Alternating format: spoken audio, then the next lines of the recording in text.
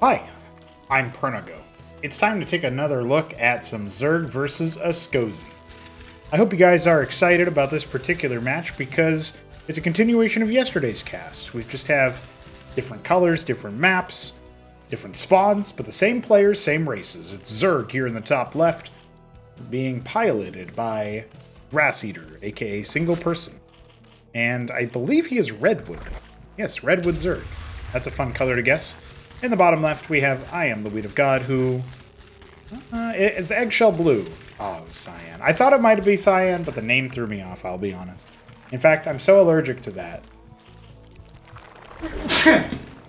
End of sentence. We have a Larvosk coming. It is time for some Zerg action. Obviously, Grassy were able to take the last game in a pretty cool 15-minute match on Gildedwall. Dyadic Shore is our map that is up next. Last map was a port of Gildedwall LE by Dyadic. This time, we got Bitty B's original. And Dyadic Shore has been through a number of revisions overall. And I believe there's a cool updated version, a mashup version of it and I think Quasar Quartet, turning it into a force bomb layout. So that's a fun little thing that Bitty B's been up to. I'm sure we'll be welcoming maps like that into the fold soon. Godwheat doing a little bit of a different build order than he did on Gildedwall. He did not go for his second landlock before his first ratings. I wonder if that's because he wants to go for a little bit more of an aggressive move in the early game. Because, for those who don't know, you need a radix or function in order to build your proselyte out of the landlock. So it unlocks a military unit from your main town center. That's not what Godwheat's doing, though. He's not actually even making any military right now. There we go. A change, because he's gone for a very fast gauntlet. So this could be like a Vicar rush. We'll know based on how many radix go down, because they're pretty cheap. They take a while to build, so he's going to build it sooner than he would normally. Oh, Cosmoscope. Gauntlet Cosmoscope. Is this a Tirade rush? That's what the Gauntlet unlocks. Kind of interesting. Also, something I just thought of that might be really, really dirty is if you go Inkblot rush and you just waypoint a bunch of Inkblots up here. If they don't have anti-air, you can't actually kill the Inkblots before they mind control, or subsume, take control of your Droleth. And then you just start making Circuith every. I mean, somebody's got to do that in the game. That has to happen at some point. Probably FFA stuff, though. Radix number 2 on the way. And obviously the second landlock has just been in here to add more workers to the pile. I guess what he's probably going to go to town with here is he's just going to make like a little bit of token ground army, try to hold off early attacks, and then fly across with a bunch of tirades. But we'll know for sure if there's a second Cosmoscope that ever goes down. That will definitely tell us a thing or two. Quasith Pool turning into the Vornath Pond now. We will definitely be seeing more of, Zeth Vorv. It's really interesting that Grass Eater sticks to that, knowing how powerful missionaries are against pool units. And with Vicars coming as well, this feels like it could be... This could just as easily be like a couple tirades adding on to the Vicar push, or something like that. But we're going to find out here pretty soon as the landlock does go down. If Grass Eater is super dialed in, he might notice that this is suspiciously late. He's making an Agroleth pretty early on. And it's actually going to be the Emissary. So this will be a Vicar, Vicar-based drop for sure. I really wonder what we're going to see. Yeah, the second Cosmoscope tells me we might be seeing a follow-up here pretty soon. Expansion coming down here for Grass Eater. He's going for a couple of his Nathracores. And that's actually going to be pretty good at dealing with the Emissary, but you get any amount of combat units, and you're going to need more than just 4 Naths to deal with that. They're pretty deadly, don't get me wrong, but only versus air. Versus ground, you need a lot of them. In fact, I would always recommend making 3 pairs if you're going to try to come in here and disrupt Skozy mining. Because 4 Naths kill units really slowly. Even workers. They kill ground units really slowly anyway. So it's a second Emissary. I guess he's just going to mass drop? I mean, this could be a really funny, like, I'm going to fly over and see if I can kill you, and then the Nats destroy everything and the game's over. But I like the idea of it. We even have proselytes coming as well. 3 of those, because he's got 3 landlocks, of course.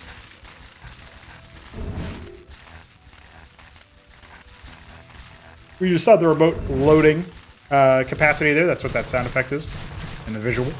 So the gnats are indeed going to slowly kill pilgrims. I like that he flew away after one. But he does see the cosmoscopes, with at least this one being made with his gnats. So we'll see if that makes much of a difference. The 6 Vicar drop behind the mineral line. Actually, how do you deal with this as Grass Eater? This could be really deadly. Vicars are going to go down. He's going to need to pull the workers at the very least. Oh dear, he's not doing that. And then, of course, the scoop. Grass Eater made a lot of workers here, and so he was really not expecting this. I actually really like the fake out where he puts, you know, one set over here. Oh my god, so many workers going down. But then he unloads this one. This is going to be a lot less likely for Grass Eater to notice. He sends a couple of units across. The pole comes out to try to get the Vicars to safety. He's going to continue just beating back this army. Emissary does go down here to the gnats, but they're all dead. He's basically reduced to just having a couple of his Lakes. Vicar's finally going down. Oh, he gets pulled up! That's pretty sick. Pulled up to the relative safety of the high ground. There are Lakes around. Oh, well, that guy died to an agrolith. How embarrassing. And of course, he scoops him away. Flies off. Oh yeah, it's stacked K-Darn formations. I think that's like a little nod to when Dyadic Shore had a second entrance to its base. What, the drop invis? No. It wasn't invis, it's just, it moves pretty fast, and he hugged the left side. Grass Eater didn't see it. His gnats were not in position for anti-drop. He's going to go ahead and make a couple of workers, but his eco is pretty terrible. His natural doesn't look too bad, but then you look at the main and realize, oh, his natural's all he has. So we'll see what he wants to do now, but even at this, you know, pool units do cost some money. They're not, like, super free. And the Zet scouting that the ground army is muscling forward could turn into a pretty unceremonious execution. Oh, the egg wall comes back. I love it, but there is the emissary drop. Still looking for something up here. Quaz scrambled for it. Where are those gnats? They're canvassing the wrong direction. Grass Eater has no idea that the emissary is floating all over the wrong spots, and, well, at the very least, the Vicars are getting attacked by the Lakes, so there is that. They end up getting scooped, and I just can't really see it working out very well for Grass Eater. He should clean it up now, but it's still pretty dire right now. I mean, the ground army from God, we could probably just walk across and end it. He's making tirades now. He's actually got a stack of 5 already. That's what I figured the second Cosmoscope is for. You wouldn't really make multiple unless you were going like super mass drop, I guess. That's the only other reason I can think of it. And the Cypher's coming down for eventual tier 2 access. Dyad's coming out so that they can help power build that tech node and then go into Proscenium. Way ahead of schedule, thanks to the fact that Grass Eater is so far behind economically. He's staying in the game like a champ, but for how much longer, you know what I mean?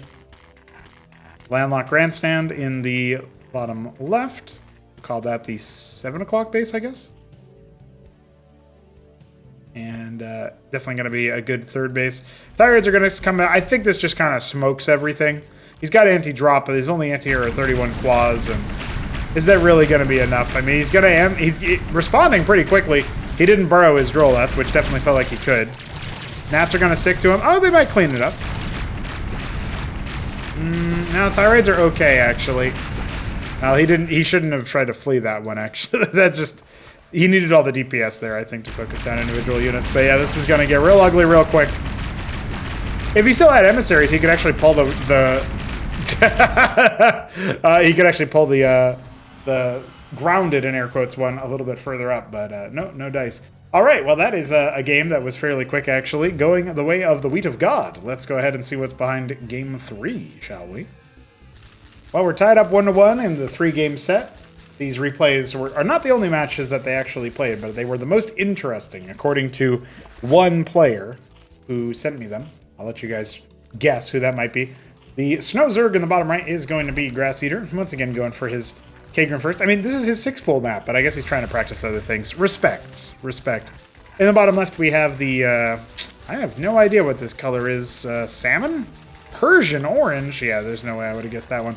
And in the bottom left of Gildedwall, a map by Dyadic. We were here at the start of the set. We'll go back to it at the end. Why not? And there's a landlock coming. Again, God, we going for the same build. That's really interesting. Choosing to do landlock into second radix, or yeah, 2 radix.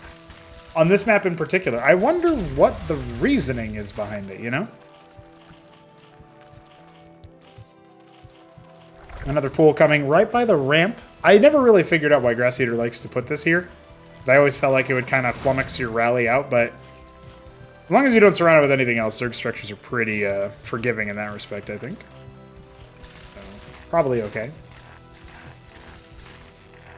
Looks like we're not going to go for a double radix, this time going for the landlock there. That makes some sense. So he's going to expand faster. A lot of landlock and not a whole lot of production or anything. Leader God going for his second radix now.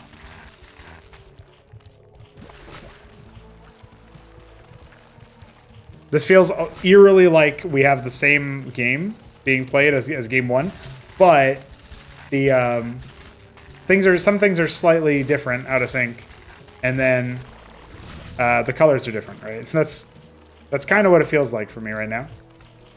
But no, I know that there are some differences. Like this pilgrim is just kind of chilling, admiring his architecture, when he probably should be given like a build order so that he desyncs out of the he decollides. Don't make him desync, Godweek. God damn it. Anyway, besides that being a difference maker here, let's see what Grass Eater wants to do now that he's back on familiar territory. He's got a couple of quads. More quads than last time. But doesn't this look eerily similar, right? The two Zets coming. There's actually 6 quads instead of 4 this time, so that's another big difference. But this is like Mandela effect from the first game in the set, which if you didn't watch was actually really good.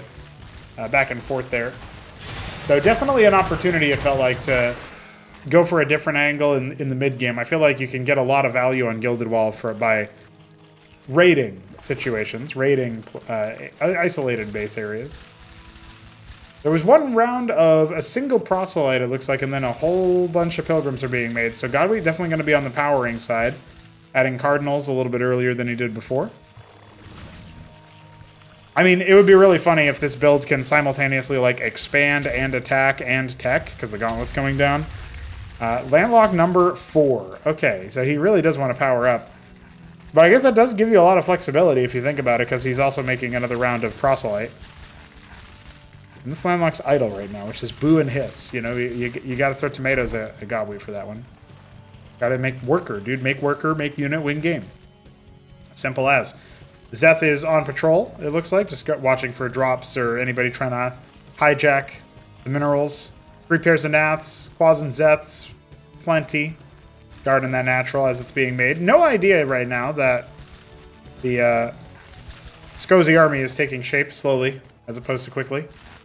So feels like maybe some pressure does exist here.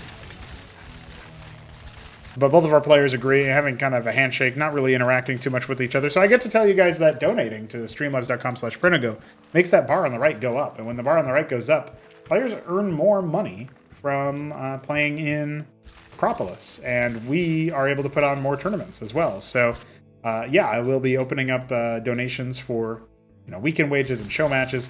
And Acropolis number 5, which is due to start its proceedings in a fairly quick time here, turnaround compared to the last gap between Acropolis 3 and 4. Proselytes are shooting peas at the Nathricors, but it's not really working out too well. 2 pilgrims go down. It's kind of funny how Hippity versus Goosey had that dynamic, and now every game, Grass Eater has sent a couple of Naths in looking for victims as well. Is it like a growing trend? Is this something that always happens? Zerg versus everybody now? Do I need to watch out for this if I play versus Zerg? I don't know. This is a curious case.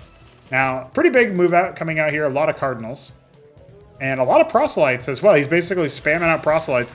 They're obviously going to handle armor like structures a little bit faster, a little bit easier, but won't be as efficient versus the Zets and the Quas. There's a rare case where you look at this army and you wonder, oh, is this actually going to be enough? The Circuit is on the way. I'd love to see a second one, to be honest. The Lake is halfway complete, and 2 Zoryus also in production. Zets are going to just try to body block and, like, soak up. Oh, the egg wall comes out again! Oh, man, it's so beautiful. He's actually going to really screw this attack up. That is so awesome, man. Well, most of the Cardinals have gone down. That's going to be the healing source for this Skozy army, and he is going to have to abate. Godweek driven back, maybe in large part due to the egg wall. Let's be real. He didn't end up making any Vorvs out of it, but he certainly won the army fight handily, and the Agrolith continues to make Kagrins.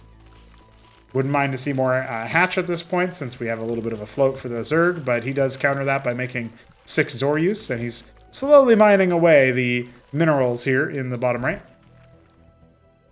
Godwheat just double checking to make sure that the bottom right base is taken care of, and Vickers spawned and riposte the attack pretty easily. So nice heads up play there from the first round of Vickers, since they were not able to sync up with the rest of the army. I'm not entirely sure what's happening over here.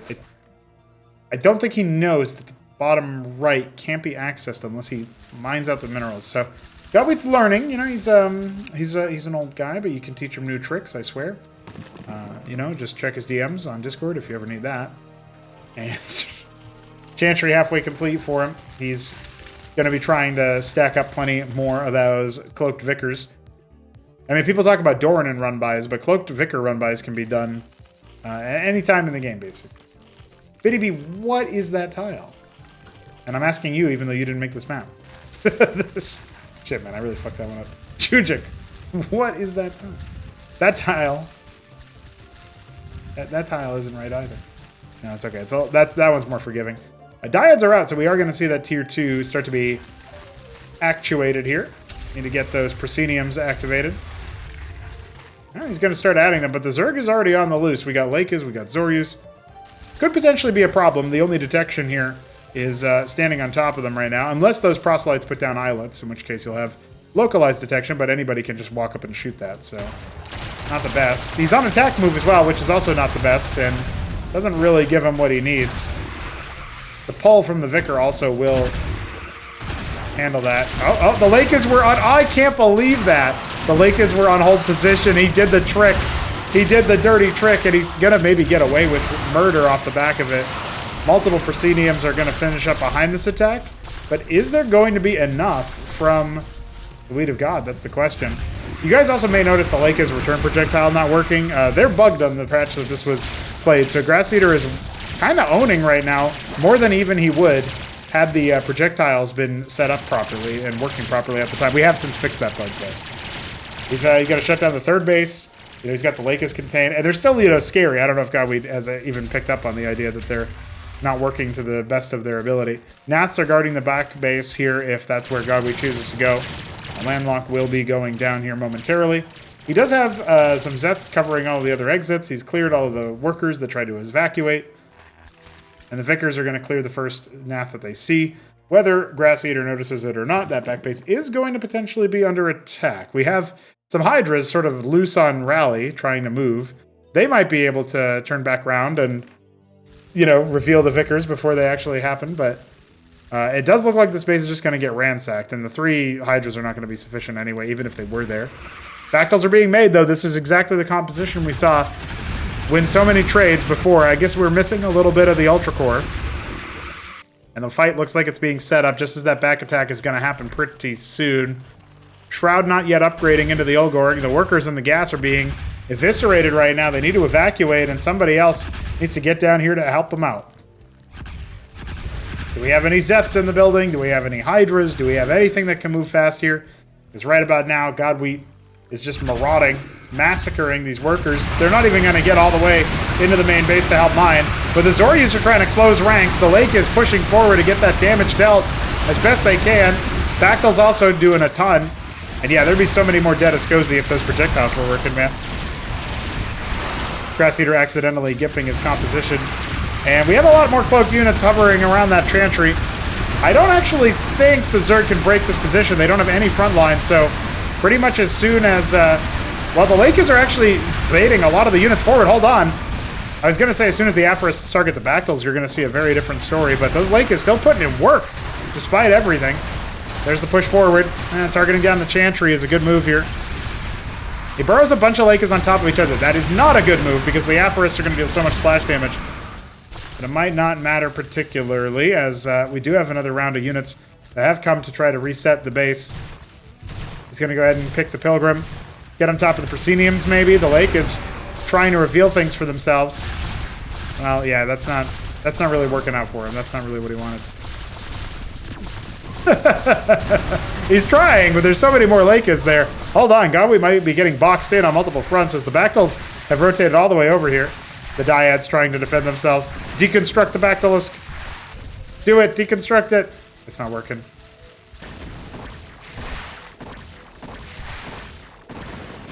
They're kind of good, though. The Lakers have already been cleared. Have all been cleared. The proselyte got put down. I'm sure put down a... Oh, no, it's the mimics to detect. That makes more sense. And we got a load of Zorius. Looks like Grass Eater might be a little bit losing his mind. He's got units all over the place.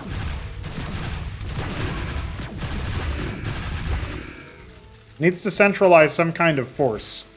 He's been able to beat Godwheat back to 2 bases, but they're both floating so much money. It's kind of outrageous, actually. So 8 Bactyls come down. Godwheat realizes how much minerals he's got in the bank, but he's got no Vespine. Does he have an arch? Yeah, he's got ridge caps. He's not gotten any abutments, though. Agrolith got to go ahead and put down the hatch. Yeah. Bit of a rough rotation here for Grass Eater. This is kind of like next territory, next step for Gildedwall. If it stays in a competitive map pool, you're going to see people start to use the back bases more frequently, and then also try to path around them more frequently. The Bactyls are going to go ahead and try to attack. They should have been attacking, it feels like, that whole time when the Zorius and Lakers were the short-lived front line. But the whole Escozy army is here, man. And you don't really have a lot to work with from the Zerg's POV.